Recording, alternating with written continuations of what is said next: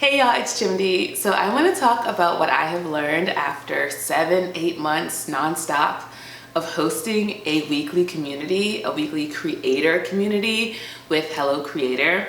Yesterday was the last call of 2024. We'll be back in January on the 8th. And it's been such a beautiful experience, and it's taught me a lot about myself as a creator, as a facilitator, and also as a consultant. So I want to share some of those learnings with you all. The first thing I learned was how much I love and appreciate feedback. So I had a vision for how I wanted the community to be, where I wanted us to talk about really emotional, personal topics and tie it into being a creator. So essentially take the holding space part of my one-on-one coaching and have that be like the majority of the call. And so the first, I'd say, month or two, a lot of our conversations were very emotional, very deep, very personal, and it did a lot of community building for the folks who joined in those early calls, which I think was great because it really helped with the cohesion, right? But I reached out to my contact at Hello Creator and I said, hey, give me some feedback. Like, how are we feeling about these calls? What are we thinking? And they said, the calls are great, and let's focus in on like providing content coaching, right? Providing support for people in their content challenges, which is having broader topics,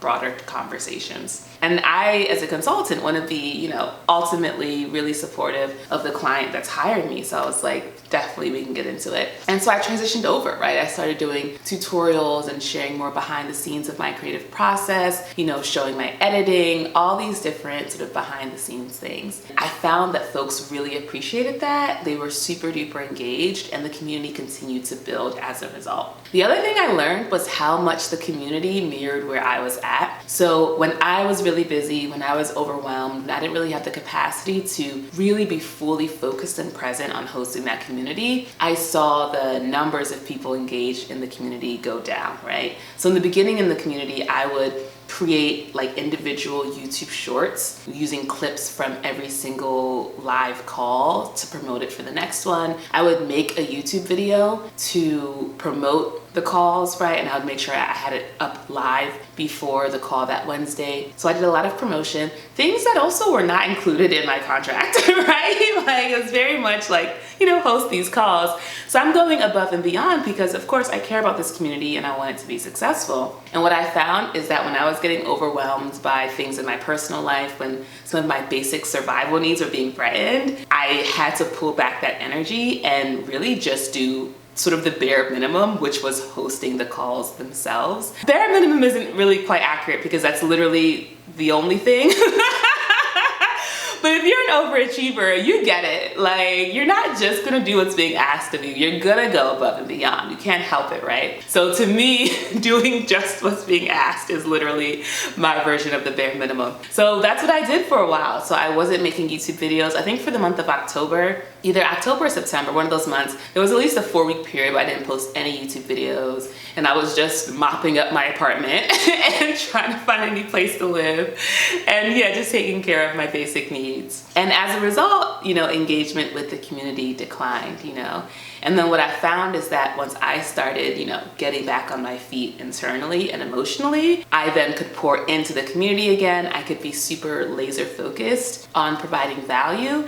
And then there was more engagement in the community, and the community has continued to grow. So that's been really beautiful. Another thing I've noticed is that, the community largely mirrors me and my identity. So it's largely women, largely Black women, largely people of color, largely creatives, and specifically YouTubers. And so it's been really interesting, of course, being so grateful to see myself mirrored in these people and making space and making sure people who don't fit in all of those identities still feel like they can participate, still feel welcome, still feel encouraged to share.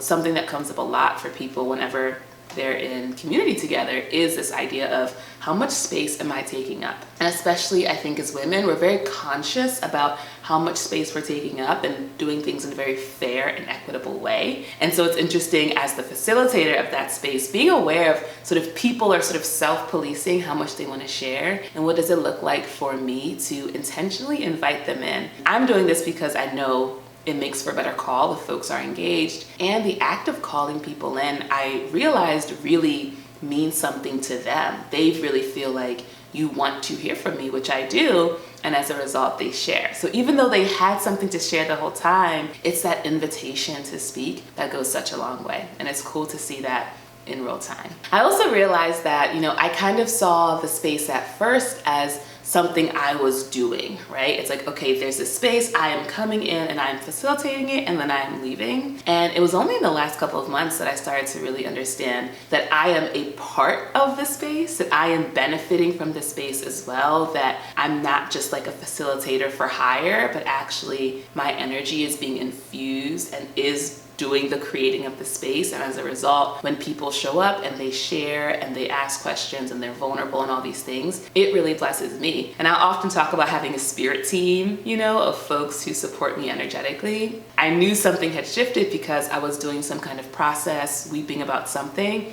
and I connected to the energy of the people who showed up regularly on those calls. And their loving presence is what held me down, right? So it was really amazing to realize that something I always knew to be true, which is that if I connect to something enough in the energetic realm, eventually it will become manifest. I realized it in real time. Like, you created a spirit team energetically, and now you literally have a community of other beautiful, kind, encouraging creators who are your very literal spirit team in real life. And with the manifestation work, I think we know it's real, but then some of us is like, is it really real? And so whenever there's an example of like, wow, I connected to a spirit team and now I have a genuine group of peers that are there to support me and I get to support them and it's reciprocal, I was like, wow, what a blessing. And I think finally, just the fact that I get paid to hang out with creators is another powerful manifestation, right? I look at my life and the things I get to do and be paid to do, and it's things I would do anyway, spend time with creative people, talk about issues around like mental health and well-being, work with clients one-on-one and support them in getting their YouTube channel started, hold space for them, share the learnings I'm having, the insights I'm having about being a creator. These are things that I truly would do for free, and I get paid thousands and thousands and thousands of dollars to do it. And that feels like it's just such a relief after having the experience of working in a 9-to-5 and really thinking that the folks who get to do a job that they love were this 1%, this minority, and to now be one of those people who has that kind of life where work feels like a dream, work feels like a gift. I feel humbled by how much I get paid. I'm comfortable, money comes easy, I'm not worried about bills. It's amazing.